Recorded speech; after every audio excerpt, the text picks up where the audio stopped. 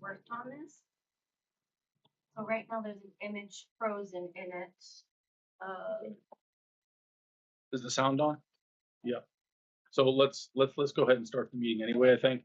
And that's the most important thing. Yeah. We want to hear. Sound is- All right, so let's call the meeting to order at 4:38 and we'll start with the pledge of allegiance. Pledge of allegiance To the flag of the United States of America and to the republic for which it stands, one nation, under God, indivisible, with liberty and justice for all. Okay, let's open it up to public comments at 4:38.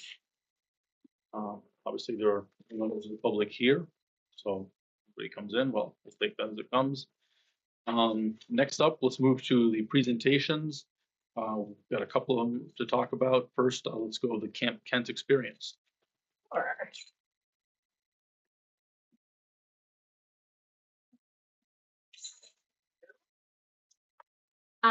Miss Johnson, our school counselor, and she also teaches SEL classes here at Barnard. She would have presented tonight, but she's actually with our sixth graders at their additional outdoor learning adventure this week. So this is just going through a little bit about when we went to Camp Kent for the morning. So the experience was obviously my first. It was an amazing experience. And they did a lot of work on the SEL, the CASEL core competencies, which I'm sure you know are self-awareness, social awareness, self-management, responsible decision-making, and relationship skills. So the morning was planned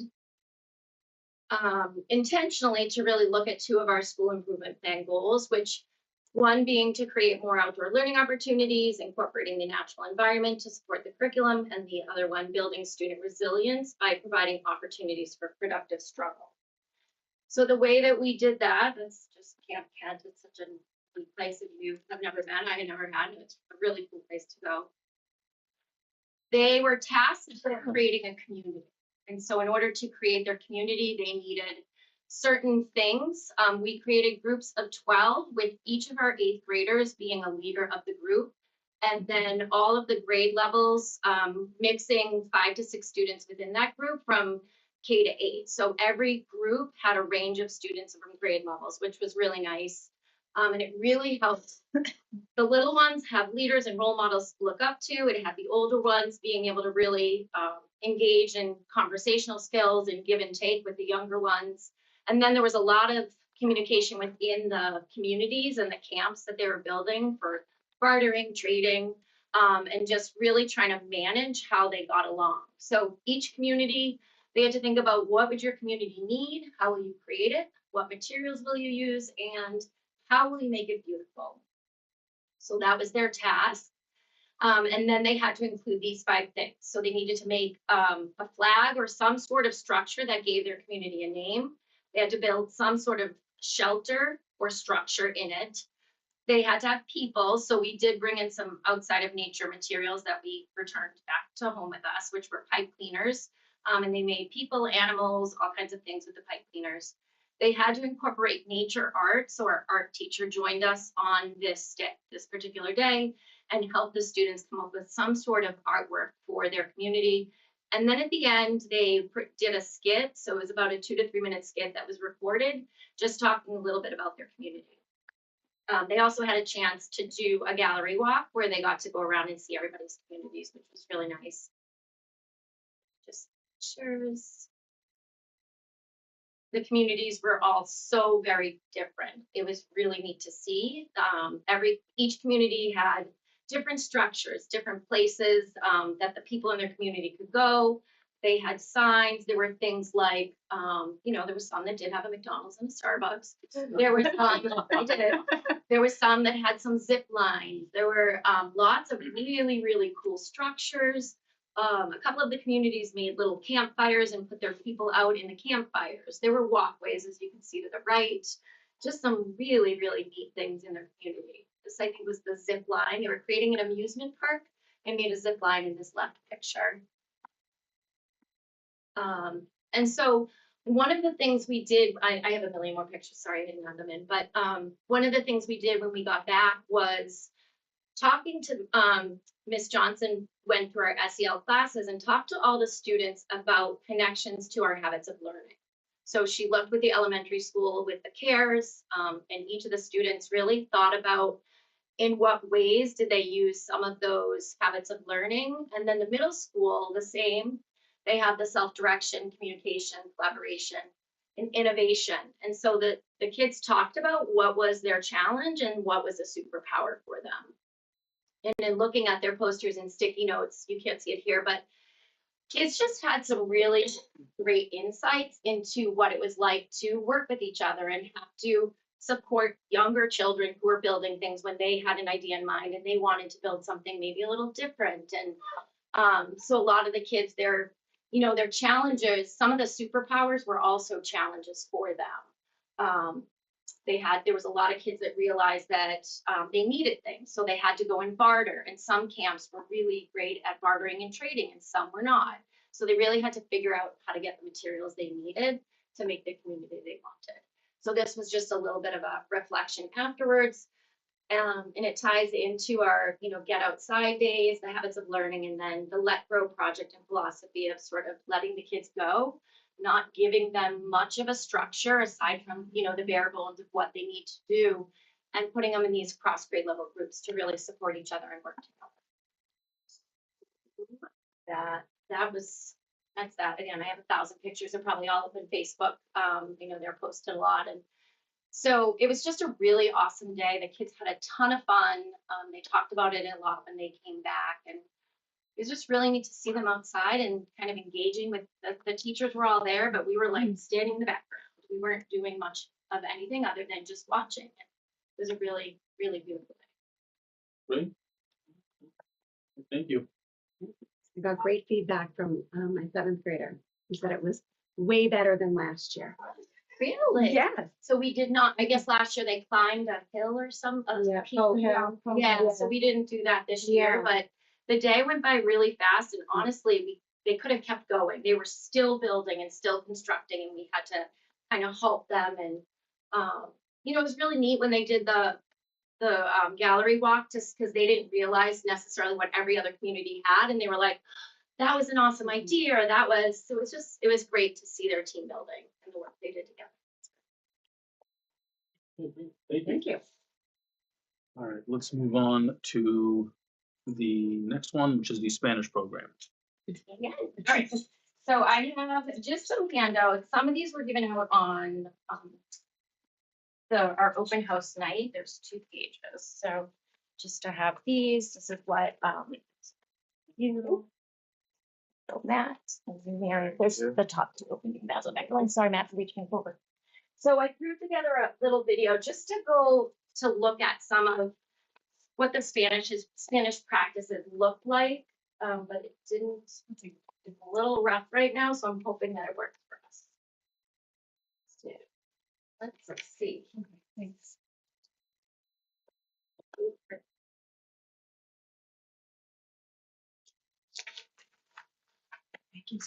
These are just still pictures, so there shouldn't be volume. So this is the person from One World. Yeah, so that's Miss Wilchinski, Luann Wilchinski. The way that the program is set up for the younger kids for K-5, she uses puppets, and the puppets are all about themes, and you can see sort of the themes, and the puppets all have names. The kids all know the names, and she bases her teaching around this idea of the carnival for the youngers, and then the older, I think, is they have an experience that I can't remember at this point, but it's all about these themes. So it incorporates all kinds of vocabulary, sentences, and it builds from very basic to, you'll see in some of the videos, the middle school kids were only 4 weeks in, but they have written their own skits and prepared them and made little props that they were then videoing themselves with. So you'll see a little snippet of that in that.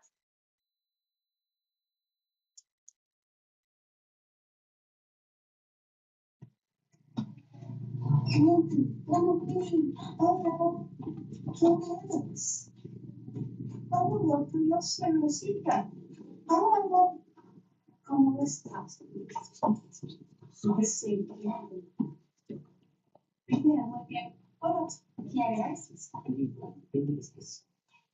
Hola, mucho gusto. Igualmente, ¿cómo te llamas? Fred, ¿y tú? Bob. Soy un hada. Soy un hada. ¿De dónde eres? Neverland, ¿y tú? Oh, soy de Bob. ¿Qué? Oh, está bien. ¿Cuántos años tienes? Yo tengo 5 años. Ah, yo tengo 13 años. Wow, tú eres bien, un logro. ¿Cómo es tu familia?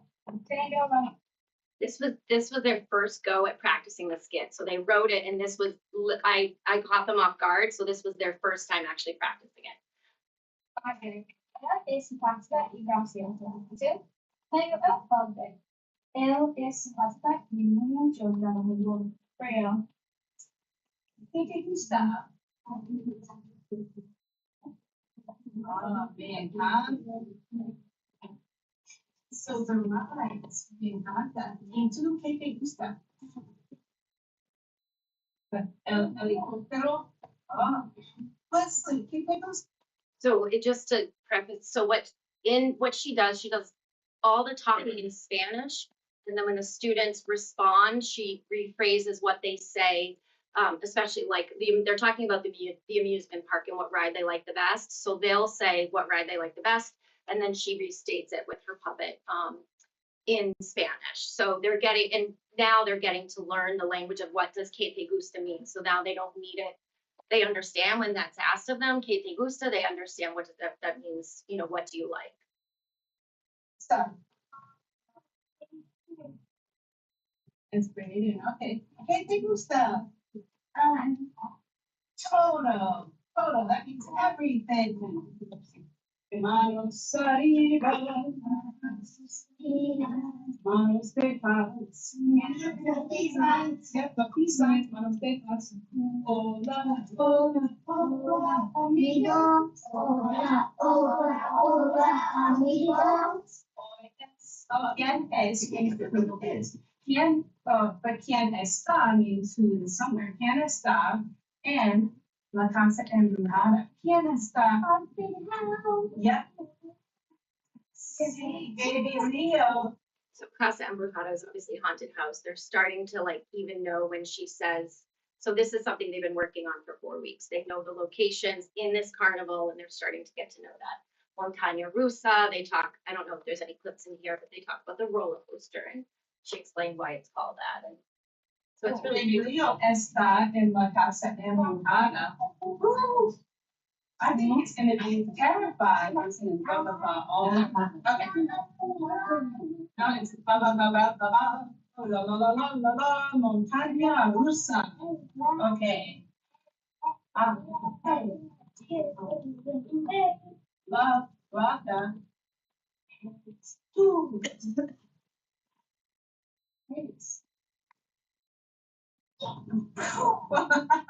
Are you okay? Yeah. ¿Está bien? He's asking if you're okay. ¿Está bien? Sí, muy bien. Gracias. Okay. ¿Quién está en la cancha?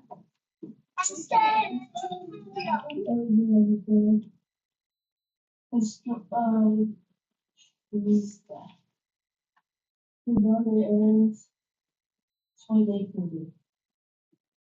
We just close to the road. One time you see it. Single either. Yes. Start familiar. Their mother is fail. The mama is telling. Como eres tú? Como estás? Manos arriba, manos pecados.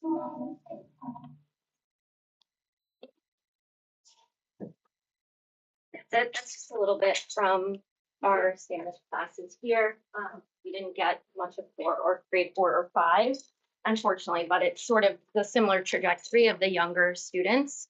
They just continue to practice sort of some of the same language, but each week they're asking more and more of the kids and putting more of the ownership on them responding back in the language, from very basic conversation like see, no, or every morning they're greeted, they have to say their name.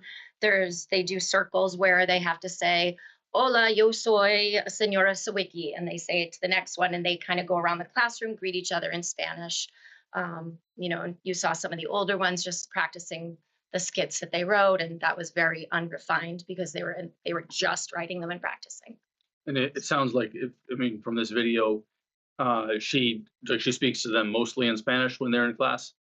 Like there's not a whole lot of English.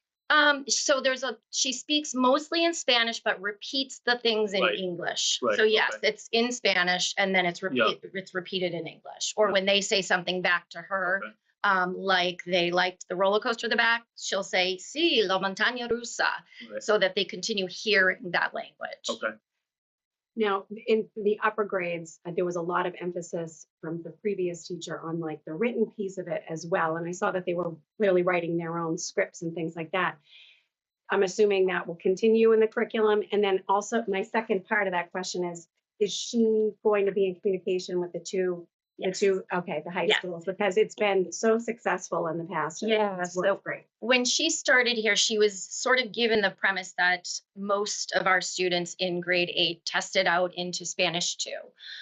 So she has reached out to the Spanish teachers at both or the language coordinators at both high schools to sort of figure out what those exams actually look like, and then what she's going to backfill to make sure that she knows exactly what the expectations are.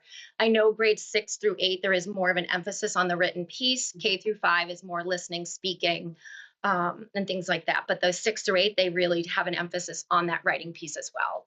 So, yeah, thank you. You're welcome. All right, thank you. Great. All right, let's move on to the consideration of minutes from the September 4th, 2025 regular meeting. I'll make a motion to approve the minutes from the September 4th, 2025 regular meeting. I'll second that. Okay. Okay. Now let's go on to our reports. Meredith is not here, but Dr. Toomey, you want to take? I can give you mine. I can highlight Meredith's report if you'd like to. Just Yep. Is there anything that stands out that we might need to?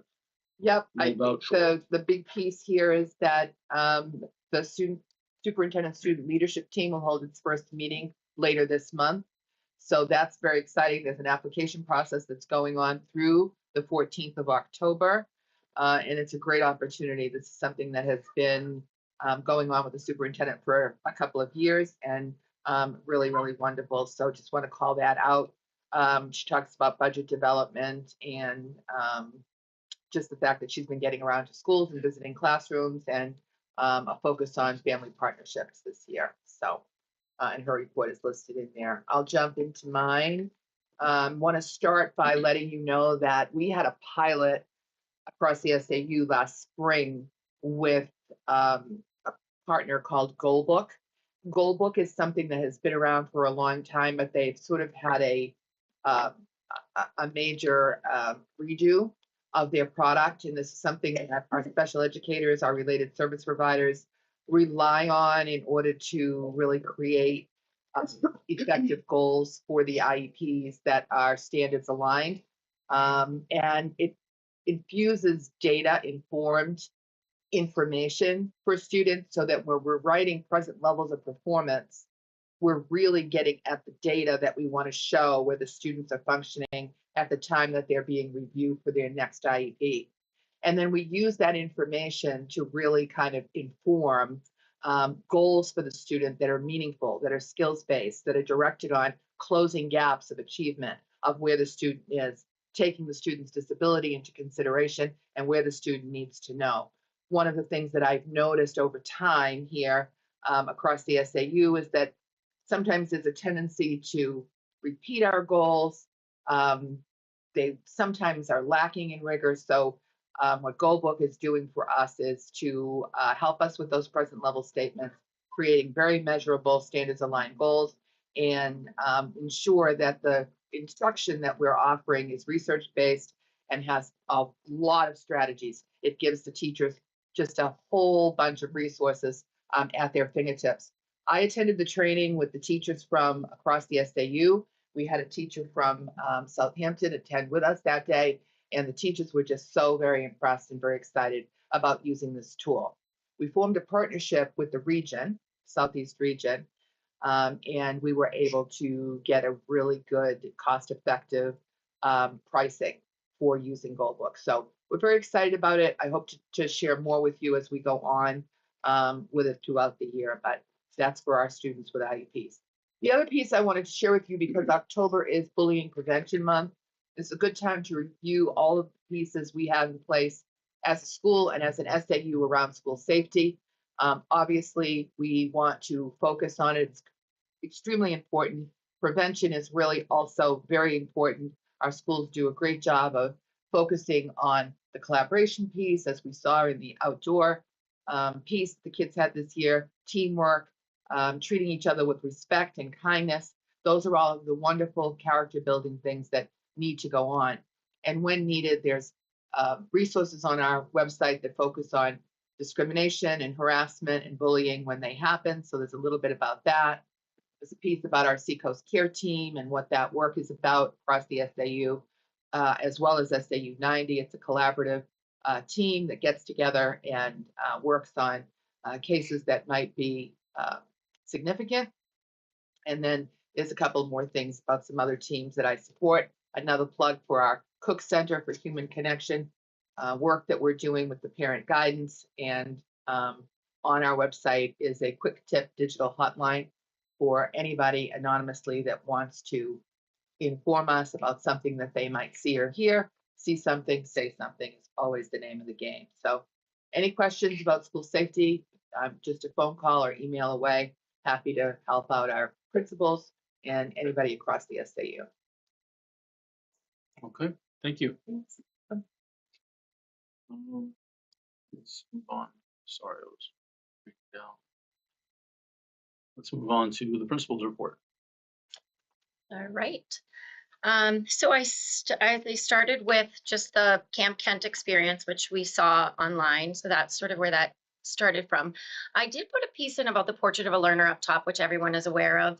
But I was organizing my principal's report last time in sections of the portrait of a learner. But what I realized is that almost everything that I talk about includes multiple areas of the portrait of a learner. So I just put that up as a reminder that we really are looking to combine all of those in all that we do at Barnard. So the next piece after Camp Kent, so we finished up our iReady diagnostic. That's a tool that we use to assess students in the beginning, middle, and end of the year in reading and mathematics.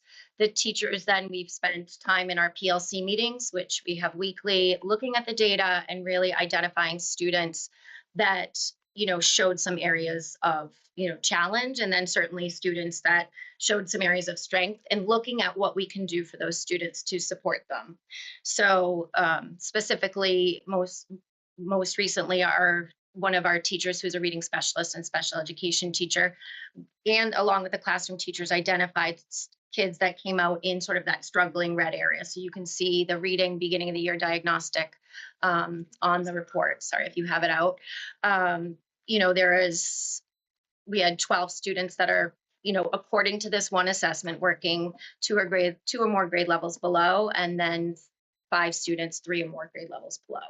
So looking at those students and the others, sort of there are some in that yellow area that might be in need of additional supports in tier 2 interventions if they are not already on an IEP. So we just recently sent out a series of letters to families requesting permission to be working with those students in tier 2 intervention groups, that they would be in the classroom for the main ELA and math instruction, but then have some additional support in a tier 2 group for either reading or mathematics. So that's sort of what we've been doing with that data. And again, same thing with math. So we did send out letters for both reading and math based on kiddos that we thought were, having some areas of challenge that might need a little additional support. They certainly look at this data as well to see which students are on that higher end as well and might need additional challenges in the classroom or independent projects or things that they can work on that also challenge their skills. Are these, is the data available to other parents just for curiosity purposes? Do you ever send that out? I know in the past, state testing was sent out, but that I don't feel like we've seen that No, either. So I was just curious, Sure. So I was just curious. these reports aren't online, but what I imagine will happen is that during parent conferences, the teachers all have these, they have a class printout, but they also have individual printouts, Okay. and that they'll share the data with you at parent conferences. We can add it to the parent portal in Vault with Oh, the yeah. student. Yeah. So if we can talk about how to do that, Okay. and we can get them uploaded very easily, and then there's a historical record.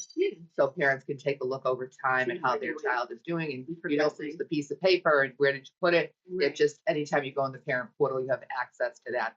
So we upload the state assessments as well. So yeah, because I think we used to get those in paper form. Yeah. And I don't know that we received them last year. I think they've So- only recently released them in there. Okay. They're not embarked. I think I read that this week. Okay. So Shay will be working on with the principals to make sure that everybody has them and they're going out. But we upload those to the portal as well, so that you can see the progress over time. Thanks. Sounds good. Thank you.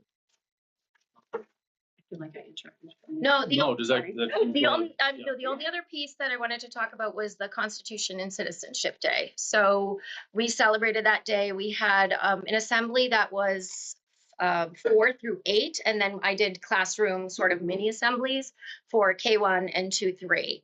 So we talked about we had a slideshow that was different for both age groups, but really talking about what is Constitution Day, why we celebrate it.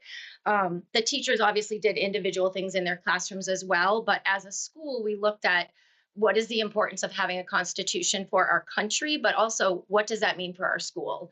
And so we really talked about what the expectations are for our school, what we want from each other, how we want to, live as a Barnard community. And so after the assembly, I sent out a Google form for all the students to provide feedback on some of the expectations that we talked about and asked them for was anything missing? Did they feel like anything maybe, didn't ring true for them? Was there anything they wanted to add? And then it allowed a section to sort of create, is there something that you want to add or say about our school constitution? Because we're creating what we say, like we, the students and staff at Barnard School, in order to create a safe, respectful, and welcoming community, establish this constitution. Together, we agree to follow these shared expectations so that everyone can learn, grow, and succeed. And so some of the things that the students said, they either came up with mottos, things that they promised to do. So I put in my report just a couple of the pieces. Someone came up with, along we go fast, together we go far, go Hawks. Understand your words and how they impact people, because that doesn't happen very often. That was one thing we talked about in the assembly is, not just don't be unkind, but every word that you say either impacts someone in a negative, positive way. And how does it impact? As someone said, I promise to represent Barnard School at out-of-school events. I promise not to be mean or hurtful with my words. I promise only to talk about my business. And then fly, Hawks, fly. Those were just a few I pulled out of all the students. So it was really neat to see sort of what they thought and said and how their expectations for what they want in a school matched each other's and what I thought were expectations that we should have in a school. So we will put that all together and sort of create our own, we created the preamble, but our own little mini constitution with our expectations as the articles from their feedback. Okay, great, thank you. All right, let's move along to the special services report. So Lynn, Hi. good to see you. Yeah, good to see you, everybody too. So sort of tag teaming on what Katie was talking about, completing the iReady screening. Our special education teacher, reading intervention, has completed, per the dyslexia screening law, we have to screen all students K through 3. So she's been busy working on that. All of those screenings are done. And that's Katie was talking about. We do the data dive to look at which students are in need. We also are responsible to screen any students placed in local charter schools that live in town. So we do have that responsibility for a student. Our special education teacher and myself are taking part in a written prior notice training. If anybody's interested in what a written prior notice is, it's just a document that sort of summarizes, what was discussed at any special education meeting. And then finally, I'm participating in a monthly training provided by the New Hampshire Association of Special Education Administrators. I'm participating in that monthly. It's been wonderful. So all that's happening right now. We have 12 students identified pre-K through 8. 6 are between two high schools, and then we have 1 referral. Okay. All right, well, thank you for that. Yeah. Let's go down to Matt. We'll go to the finance report. Thank you. So I have included 3 reports for this month. The year-to-date expenditure and revenue reports, which are both tracking well. If we have limited revenue that you'll see, it'll start to come in, and then all of our accounts are, for the most part, under budget and tracking well on the expenditure side. The one report I do want to take a little time on is the year-end summary for last year, so FY25. As you know, we did have the auditors, Blodzik and Sanderson, come on site back in August to review, all of our documentation, POs, invoices, our policies. They conducted interviews and surveys. And we do have some preliminary results. We finished the year with an unreserved fund balance of $62,555, and that does represent funds that will be returned to the town to offset tax assessment for next year. In addition to that, we retained $15,000 of that fund balance, and again, that's a balance that we're able to maintain over the fiscal year, and that's to safeguard us against any potential expenditures. Now, to determine the unreserved fund balance, there's really 2 big buckets that contribute to that. That would be summing any unexpended funds with any total surplus unanticipated revenue. So when we start the year, we report to the Department of Revenue what we expect to receive in revenue. And then they use that to set the tax rate for the following year. So should we receive more revenue than what we estimated, then that is surplus, and that goes into the unreserved fund balance. On the flip side, if we end up not receiving that revenue, then that's a deficit, and that brings our unreserved fund balance down. And then there are some other contributors as well. So if we had any withdrawals from expendable trusts, if we had any unexpended warrant article funds, or any unpaid carryover encumbrances, those could also contribute to the unreserved fund balance. But primarily it's unexpended funds or surplus revenue. So we did have some unexpended funds in general education, special education, buildings, computer instruction, and school board services. On the flip side, we went over budget in high school tuition, our grounds accounts, and employee benefits. As far as revenue goes, we did receive surplus revenue on our earnings on investments, so that's our banking interest. We'd anticipated that that the Fed would start cutting rates sooner than expected, so and that affects our interest rate. So we did receive a little bit more banking interest than we expected. And then we received some other local revenue. So that's, we never estimate any sort of like donations or contributions. So, because we can't predict if we're going to receive those type of funds. And then on the deficit side, we did not receive as much energy rebates that we anticipated or Medicaid reimbursement. The energy rebates is the group net metering agreement that we're part of. That's through our hydro contract. So we do monetize our our credits for sustainable energy. In this case, we had two issues. It was a dry year, so that affects the hydroelectricity, and also the dam was down for a period of time. So so there was less electricity that was generated, and in which we were able to monetize those credits. And then on the Medicaid side, that's typically student dependent, and we're estimating, a year in advance, and it's based on the services that we're providing those students. And Mary had presented those Medicaid results, I think it was 2 board meetings ago. So in addition to those items, we did have 2 withdrawals from our expendable trusts. One was the roof expendable trust, so that's how we had been setting aside funds to fund our roof replacement project. So we did withdraw $21,500 for that project. That's a little bit of a misnomer because that occurred in FY25. The project was kind of straddled the fiscal years. So the other $21,500 you'll see next year in the FY26 audit summary. But technically, the whole project was $43,000. You'll see when we get to the expendable trust balances that it's essentially fully expended, because that was the purpose of that trust, was to fund the roof. Additionally, we did withdraw $6,900 from the technology expendable trust. If you recall, we had a warrant article to discontinue that trust and close it. So we used that for some, I think it was computer purchases this year, and closed the account.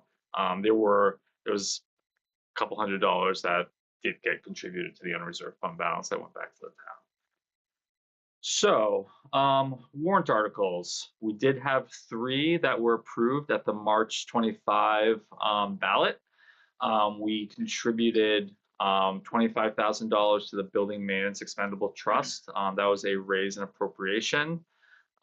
We contributed $25,000 to the special education expendable trust. That was funded via unreserved fund balance. So what that means is when we end the year, and this year we had $62,555 in unreserved fund balance. If we have funds and we pass the warrant article, it's using that unreserved fund balance for that contribution.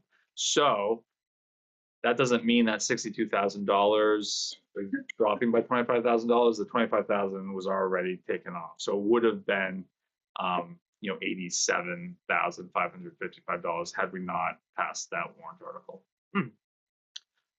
And then the final warrant article that passed was the aforementioned technology expendable trust that was discontinued. So I just want to update you on the current balances of our expendable trust. We have a special education trust that has $230,261 after that contribution. We have a target of $400,000 for that account. And as you know, special education is a volatile account where, based on student needs or families moving in or out of districts, we can have some unexpected costs. So that's a really important expendable trust that we maintain to safeguard the district. Similarly, we have a building maintenance expendable trust with $137,514, which is just under our target of $150,000. I'll note that that not only is meant to safeguard us against unanticipated building issues, but also we've been using that kind of as part of our capital plan or CIP plan. So as you know, we have a CIP, and there's a few items on there that are larger. We have some boiler replacements coming up. We've talked about finishing a classroom or downstairs that's kind of unused space right now. So there are some areas that we may look at, and that's where that budgeting process and planning process that we go through as a school board and the administration will kind of determine how we approach that. But that's a great revenue source for us to tackle some of those charges, those projects without going to our taxpayers to ask for additional money. So as I had mentioned earlier, our roof expendable trust is nearly depleted. There's $1,119 there. We have a tuition stabilization trust of $41,369. We had actually had planned to utilize some of that trust this past year because of we had a higher high school tuition rate. I just mentioned, we were over budget by $47,000. But we were able to absorb it through savings elsewhere. So we didn't withdraw from that trust, but it gives us the opportunity to either under budget in future budget years or utilize it just to kind of flatten out our budgeting. And then finally, we have a capital reserve building account with $7,433. That is an older account that was set up before my time. We have looked into how we can potentially utilize it, and when we have some of these projects down the road, we did get a legal opinion that we think we can utilize that for so it's essentially new kind of construction. So it would be like if we did the room downstairs, we could use those funds for that project.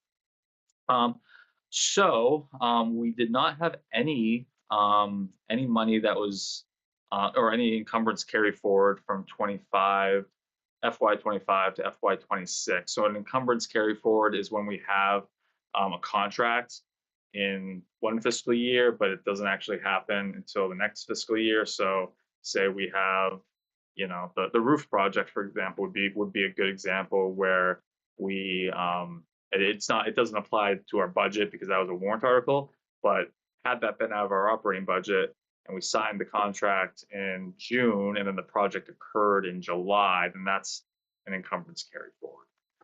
And then finally, we did have 4 control recommendations. There were no material weaknesses or significant deficiencies, but there were 4 slight recommendations. One was to make sure that all of our deposits are within the same business week. So we had a deposit that was beyond 1 week. The auditors always want us to deposit as soon as possible. Sometimes that's difficult if there's a vacation, which I believe in this case, that was a situation where someone was out and it wasn't deposited. We need to be sure to adjust that all of our adjusting entries, so journal entries, are signed off on. There were a couple that were not. We need to have all of our purchase orders created before the purchase, which seems kind of self-explanatory and obvious. However, sometimes, particularly when we're making orders on Amazon or something online, people forget to put in the purchase order before clicking, purchase. And then finally, in the student activities fund, we were missing a couple invoices and documentation. So we need to make sure that we always maintain that backup in perpetuity. So that is it for FY25. Be happy to answer any questions that you may have. No, I'm good on my end. I know it's super exciting. Always look forward to it. This is all new to Katie, so she must be loving it. I actually am on the edge of my seat. I really am. Looking things up and yeah. Well, I remember you saying that in your interview, that you were a numbers person. Did I say that? Maybe somebody else. I thought you I said mean, that. I love looking at numbers. I love like the budgeting. It's Yeah, just you said you not like the my, budgeting. I yeah, thought- I yeah. thought you Yes, remember I that. did say that, but it is not, looking at this is not my expertise. I mean, I can figure this out. I just couldn't do Matt's job. Right, what I'm right, yeah, saying. no, well, I had a good eye. Most what of we us have. could not. Not many of That's us. why- Yeah. The only reason I'm employed. All right, let's move on to the continuing business, which, is there any? I don't believe there is. All right, so let's go on to new business. We have policies review. We have to make a, Yeah, I'll make a motion to accept the review of the existing policies. I'll second that.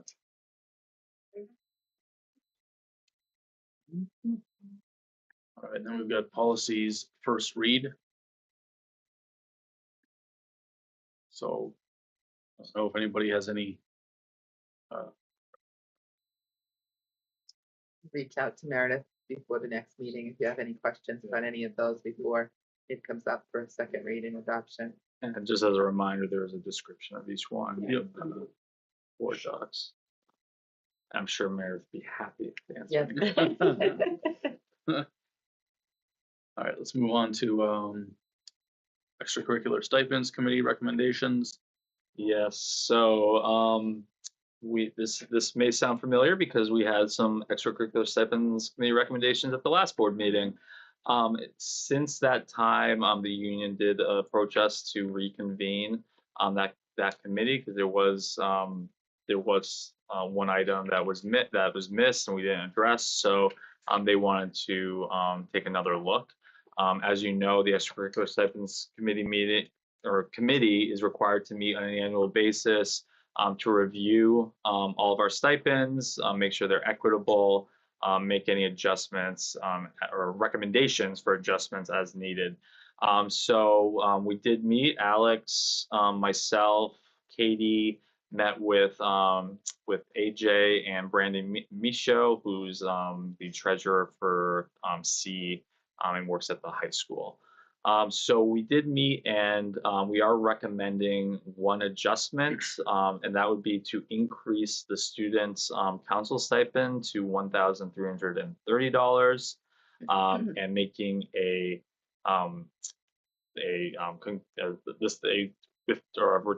sorry, I can't speak, a reduction in the music stipend by the same amount, which is $244. And that was based on, so they took a look at what the requirements of the job was, how often they met the number of students, and it was felt that it was that was more fair. We are going to track these stipends this year to ensure that the data is accurate and that does remain the case. We're also going to look at comparable districts, so the student council in our other SAU 21 schools to see how much time and the responsibilities they have as well for this year, and make sure that they are aligned. So we are asking the board to approve those recommendations as presented. Make a motion to approve the extracurricular stipends committee recommendations as presented. I'll second them. All in favor? All right, thank you. Let's move on to the delegate assembly, which is scheduled for Saturday, October 25th. I think Lauren, you went last year, right? Or- No, No? I don't believe that. Oh. Any of us. Any of us went? Okay. Each member school board may send one voting delegate. I mean.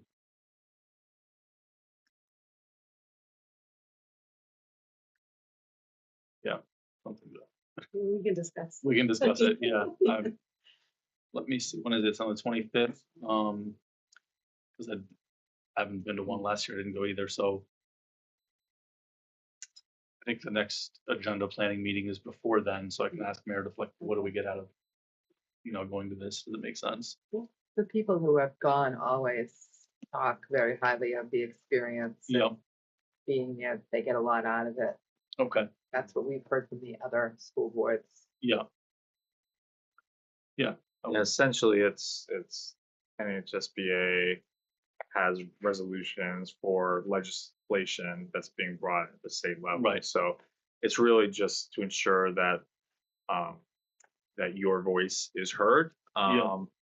Ultimately, they'll decide as a state how they Right. want to proceed, but it's a good way to learn about what's going on, what type of we have our legislative updates, but you can hear it from a different perspective as well, because there's certainly different views on some of these education bills, depending on what part of the state you're in. And I know that they did schedule this so that did not conflict with the fall festival. Okay, yeah, I well, mean, that is top priority that is, in these parts. yes. Okay. All right, so let's just go over next meeting dates. We have joint board operations committee meeting, Wednesday, October 8th, which, who's joint board operations? I thought I was on it, and then Is it me? I thought it I think was. it's you, but then you're, because I remember, I might be the backup. you're the backup, yeah, Rhonda. Are you sure it's me? I mean, Well, I'm policy. I have- Here it's you. It does? Okay. It's me. I think you were out of the room at that point. Probably. Yeah. Thank you for Just confirming. Becky, yeah. And we go to joint board What policy. time is the committee. meeting? That is, It's that not. It doesn't say, I would assume it's gonna be at 6. Let's see, Most look at my calendar here. joint meetings are. 5:30 to 7. 5:30 to 7, okay. 5:30. Then we've got the policy committee meeting, joint board policy, that I believe is you, or, no, it's you. Oh, Oh that's Becky again. my gosh, Becky's got it all. You're the backup though. And back up, all right, sounds good, well, I like your notes, I think. And the 20th is 5:30 also, right? Or is that I 5? can check that for you too, just 1 second. I won't be at the joint board meeting. Sorry, that's 3. Yeah, no, we'll be there. we'll be there. We will be I there. mean, I'll be there. I'm sure I'll be there. No, No. I got But that. we will Be, that's we 4 will be meetings there. in the month. We'll be there for you. That is a particularly I'd happily go to all of them. Sorry, that meeting for some reason is not on my calendar. I don't know why, on the 20th. We will represent you at the joint board meeting. Keep an eye on. I'm sure I have an invitation on here from Rhonda somewhere about all of these meetings. Yeah, so delegate assembly went over, joint board meeting 29th. And then the joint board public hearing and meetings, Wednesday, November 12th. And then- policy committee meetings at 5. 5:30. And the Southampton School Board meeting is late that month. It It's is. November 13th. So maybe because they recognized there was a lot of meetings going Yeah. on in October, but that's only gonna It's for Becky's. accelerate. It's just for Becky. Yeah, But I mean, that's only gonna accelerate in December, obviously, That's right. November, December. I will note that the joint board meeting, we will be reviewing the SAU budget. Mhm. So that's a particularly exciting Becky likes to. board meeting. She likes to. Yeah. However, you will have a second opportunity because there is a public hearing, that we'll get a second chance. Bonus round. And we'll hear about it here also, I'm assuming. Certainly, I can do Yes. I can do a private presentation That would as be great. well, or not private, but a Southampton specific presentation. Perfect. All right. Well. Okay. All right, and then, so yeah, as I said, our school board meeting is November 13th. And that's it for that. Do we need to enter public? Let me just make sure there's nothing here. No, I don't think there's anything, so we don't need to do that. We need to close public comment, at 5:30. Katie. Yeah. We'll close public comment, and then we can make a motion to adjourn. the Wait, meeting. doesn't public comment have to be open for a half hour? It was. Yes, it was. It was open. We're over. Yeah, It's I- been here an hour. Yeah. I said 5:03. No. 5:30. So I'll make a motion to adjourn the meeting. I will second that. And all in favor? Thank you. All right, thank you, everyone. And then You. All right, good night, everyone. Have a good night. Nice to see you. I don't know. I was wondering about that when you did it. I don't know. This, you know what, the agenda was on top of it. Well, it's a lot cooler writing it on your hand.